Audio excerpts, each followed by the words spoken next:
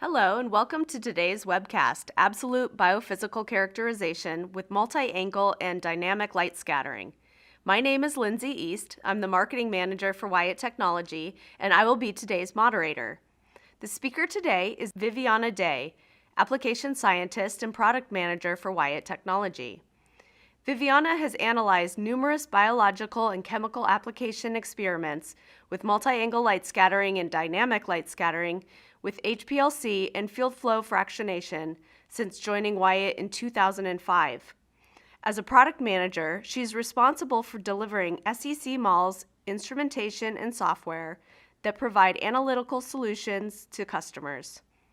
Viviana received her Bachelor of Science in Biochemistry from the University of California of Santa Barbara and her Master's of Science in Biotechnology and MBA from California State University of Channel Islands. So now please allow me to welcome Ms. Viviana Day. Thank you, Lindsay.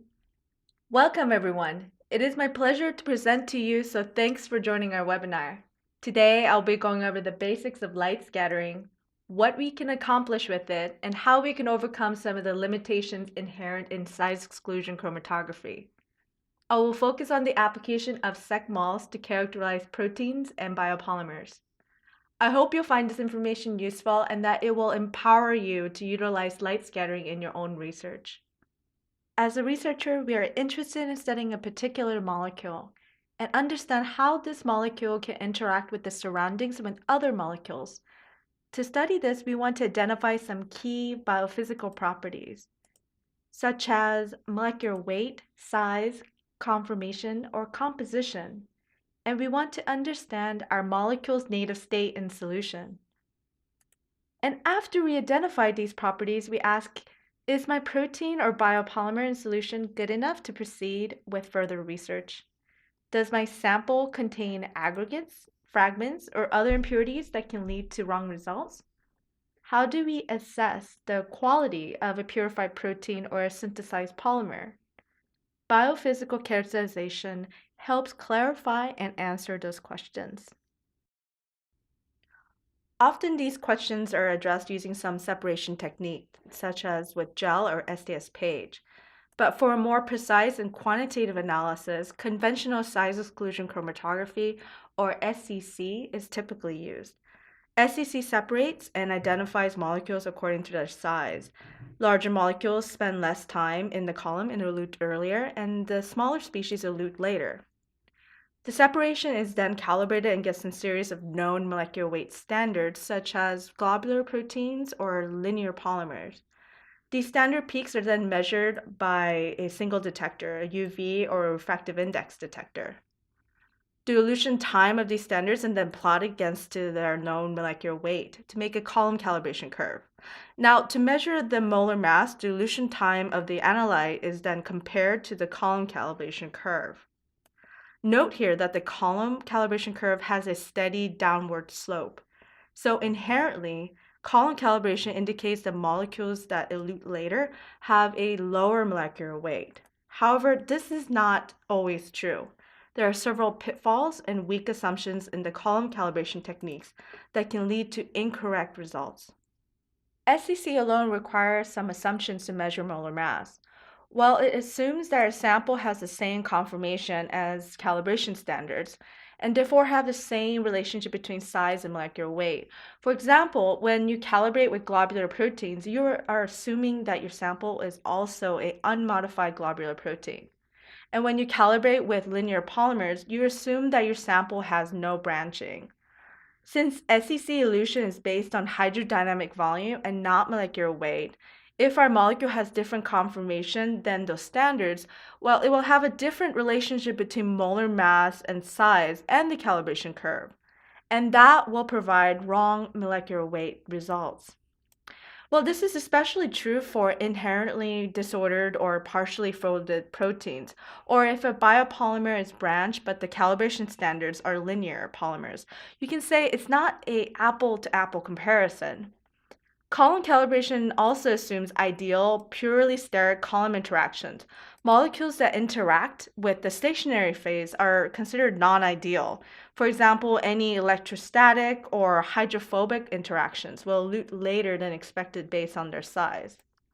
Here too, conventional calibration will provide an incorrect molar mass. Well, also in the lab, column aging and day-to-day pump variations will cause the chromatography system to have poor reproducibility, and these challenges can also produce errors in the analysis. So, what is the likelihood that all of these assumptions apply completely to your molecules? As we will see, light scattering address these weak assumptions by directly and accurately measure molar mass with first principle calculations without the need for column calibration or any shape assumptions. When we add light scattering detection to SEC, we don't need column calibration. SEC is only used to separate the individual species so they can be characterized one at a time as they pass through the light scattering detector. Light scattering actually determines the molecular weight directly and independently of elution time, and does not follow the assumptions that I showed in the previous slide.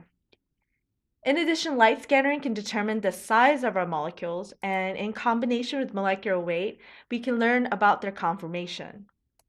Another benefit of MALS is the ability to characterize samples for which reference standards do not exist, such as PEGylated proteins, membrane proteins, or branch polymers and copolymers.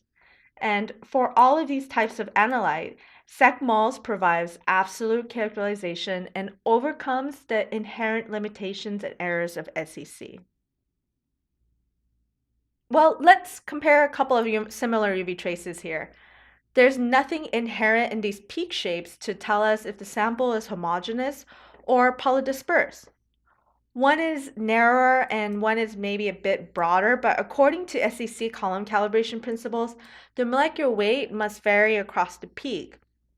We've seen some tailing, which might be column interaction effect, or might be related to presence of additional species.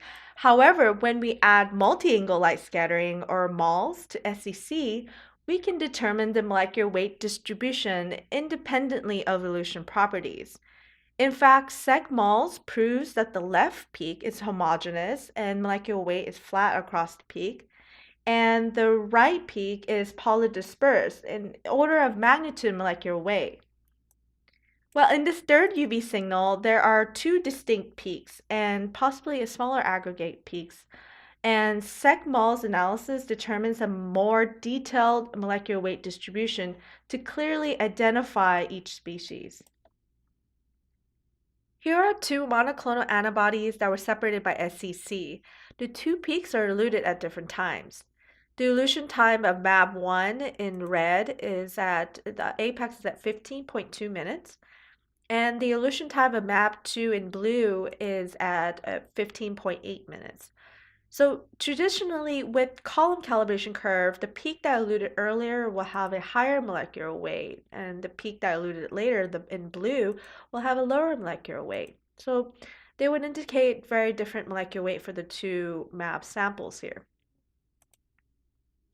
However, if you measure the absolute molar mass with light scattering, we get similar molar mass of both mAb1 and 2, as we expected. In addition, we can learn something else from SEC-MALS. The molar mass across each peak is flat. This shows that mAb1 and mAb2 consist of quite homogeneous monomers. In this example, relying on column calibration will provide wrong molecular weight results. And the wrong results can lead you to the wrong rabbit hole on trying to figure out what went wrong. Well, in fact, your samples are fine, but this can be due to column interactions and possibly need further SEC method development. So we ask ourselves, well, maybe the two mAb samples have different sizes or conformation. So how can we confirm this? Well, this is where online DLS comes in. We can simultaneously measure molar mass and size to learn about the conformation. In this case, we observed that mAb1 and mAb2, which also have the same molar masses, have similar hydrodynamic radii. In this case, different conformation is not the answer. Well, this different elution time is probably due to non-ideal column interactions, and we might need a different method development for these two map samples. So now that we have seen why light scattering is so critical in the context of SEC, let's learn a little bit more about how it works and what information we can obtain from SEC-MALS. So how does light scattering work and measure molar mass? First type of light scattering is static light scattering or multi-angle light scattering. This figure shows that we shine a laser through a solution containing a molecule. Then the light is scattered by the sample in solution in all directions, and the intensity of that light is measured at several fixed angles.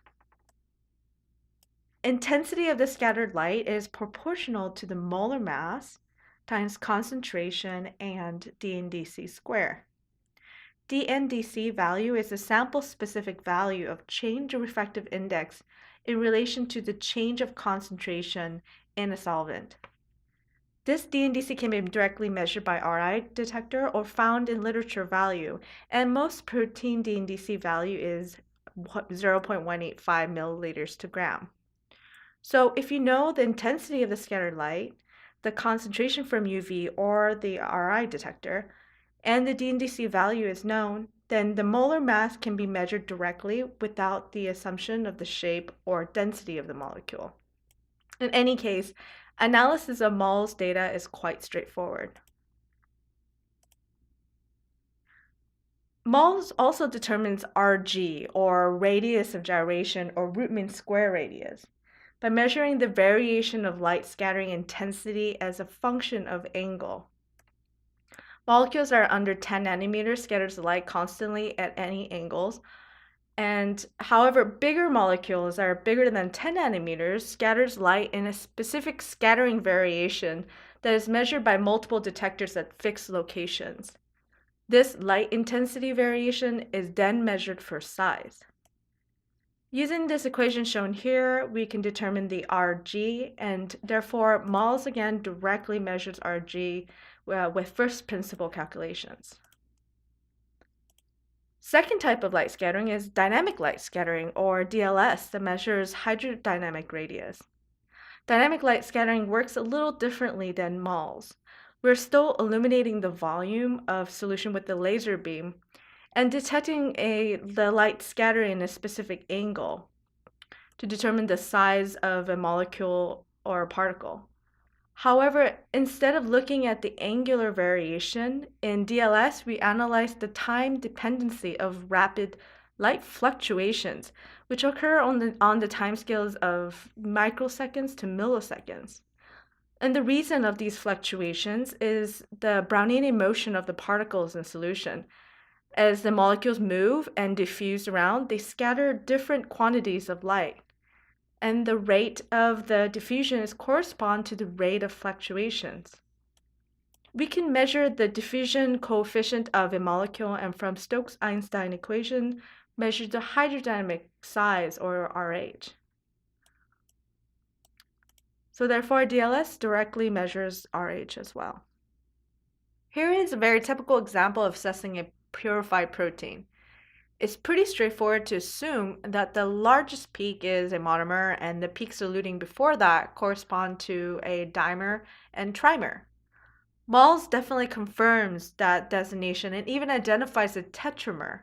The abundance of each aggregate can also be calculated as well. What's not clear is what's going on 14 milliliter elution time, where there's a bit of a shoulder on the peak. Is this tailing due to protein monomers sticking to the column, or is it an impurity? MALS gives us a very specific answer. It is an impurity with a molecular weight of about 42 kilodalton. We don't need to know the UV extinction coefficient of the last impurity peak because we used the refractive index detector to measure concentration for molar mass. The beauty of using a RI detector for concentration, it uses the same dNdc value to calculate concentration. Most users of MALS incorporate a RI detector into their system, and for protein measurements, both UV and RI detectors. Another important aspect of protein quality assessment is fragmentation. particularly for complexes such as IgG. In this experiment, we combined moles, UV, and RI measurements. Moles plus Ri gave us the molar mass of each species listed in this table here, suggesting that those eluting after the monomer are dual chain, heavy chain, and light chain, respectively. Percent recovery of each protein species is also calculated in percent mass. Then we combine Ri and UV measurements to determine the extinction coefficient of each species, which again confirmed that peak 1 is the monomer. So with these powerful instruments, IgG quality can be measured and assessed. In this example, we see the wide range of molar mass that can be quantified by SEC-MALS, regardless of molecular weight conformation. This includes proteins with large quaternary structures like apoferritin and IgM. Each complex molecule elutes from column in its monomer form, stable oligomers, and higher orders of aggregates. Apoferritin monomer, shown in red, has molar mass of about 500 kilodalton, and the dimer has a molar mass around 1000 kilodalton. And the trimer, as well as the higher order aggregates also separated by the column, are all the way into tens of millions of daltons. Similarly, the IgM assembly in the purple elutes in its monomeric form with molar mass around 1000 kilodalton, and dimers as well as higher order aggregates up to 10 million. But if you look closely, the apoferritin dimer and the IgM monomer have approximately the same molecular weight but have different elution times. It is because these proteins have very different conformation. Apoferritin being more globular and IgM having more extended, almost star-like conformation. So once again, if we relied only on column calibration, we would have determined wrong mass results. And thanks to SEC-MALS, we can correctly identify each species with the right molecular weight results without knowing the shape.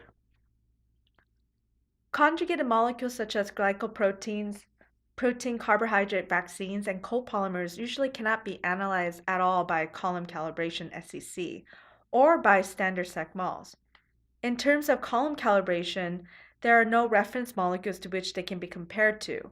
And in terms of SEC-MALS, usually the overall response of the molecule to UV or the refractive index detection in order to measure concentration is not known, and neither is the DNDC for the light scattering calculations. The solution is a triple detection system comprising MALS, UV, and RI. Without going into too much details, this combination allows to analyze binary conjugates, as long as the two constituents have different responses to UV and or RI. For example, in a glycoprotein, the protein absorbs UV, but the glycans do not. What's more, there is the added benefit of the conjugate analysis to determine the molar mass of each constituent, in addition to the total molar mass. For instance, in a membrane protein that is solubilized in lipids, the actual sample will be a protein-lipid complex. MALS conjugate analysis determines the molar mass of the protein, so we can know its oligomeric state as well as the mass of the bound lipids, which helps understand the hydrophobic residues on the proteins. This analysis works for many different types of complexes, some of which are listed here, and MALS is the only way to determine the solution molar mass of these complexes. Let's look here at an example of a glycoprotein expressed in two different clones, mammalian and insect, analyzed by MALS conjugate method. You can observe that the protein component in both the mammalian cell and insect cell clones have the same molecular weight. However, there is a distinct difference in glycosylation levels between the mammalian and insect expression systems. What's more, this analysis shows the degree of heterogeneity of glycosylation in each system. While the protein molecular weight is constant across the peak, glycan weight varies. MALS conjugate analysis works when the modifier constituents at least 3 to 5% of the total mass, which means that even some antibody drug conjugate can be used with this technique. Light scattering techniques are also used to measure the molar mass distribution of biopolymers. Here are two separations of low molecular weight biopolymers, heparin in red and dextran in blue. And again, both these polymers elute at a similar time under the same conditions, but the molecular weight is considerably different. This indicates that these polymers might have a different conformation that can lead to different elution time. We can also compare the size and the molar mass of these two biopolymers to compare the conformation of the molecules. When we compare the two, we observe that the slope of the size to molar mass is higher for heparin than dextran, which indicates that heparin has a more extended structure than dextran. Molecular conformation are revealed with light scattering detectors, but for a different size ranges, a sensitive viscometer is needed. Viscometer can also measure the intrinsic viscosity of these biopolymers and provide more conformation plots such as Markov plots. These example application experiments were completed with the SEC-MALS setup.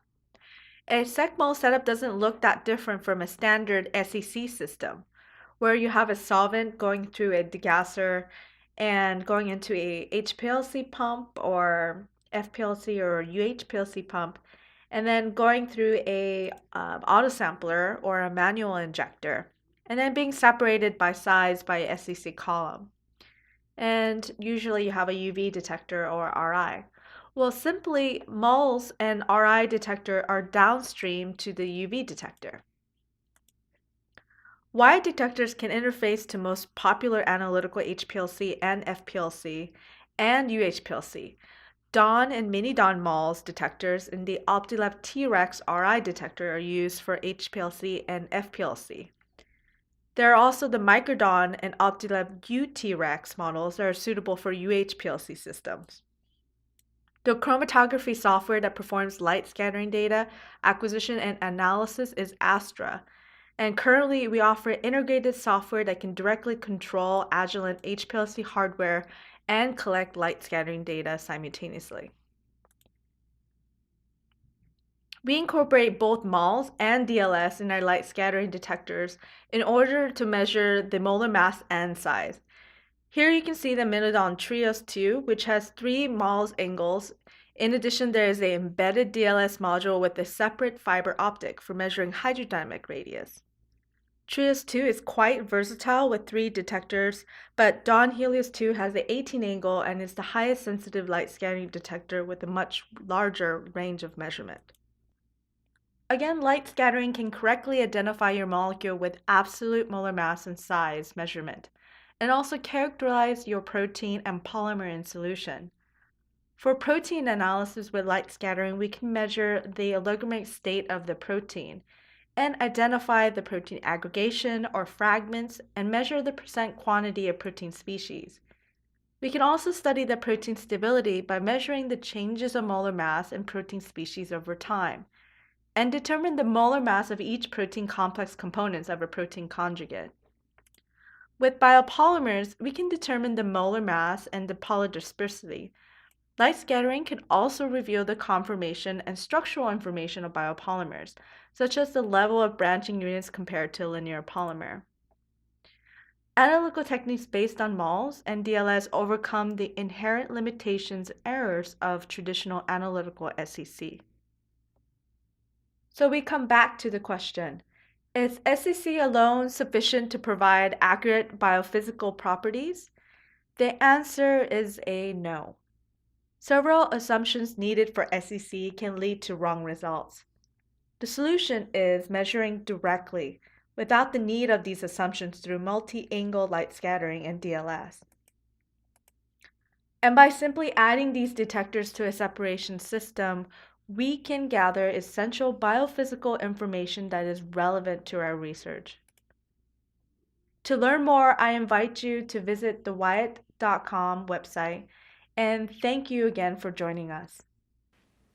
Thank you very much for this presentation, Ms. Day, and we also wish to thank Springer Nature for collaborating with us.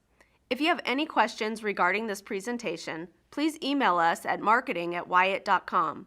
Wyatt's on-demand webinar library is a great resource where you can find recordings covering many additional aspects of light scattering technology and applications. Thank you again for joining us, and this now concludes our webinar for today.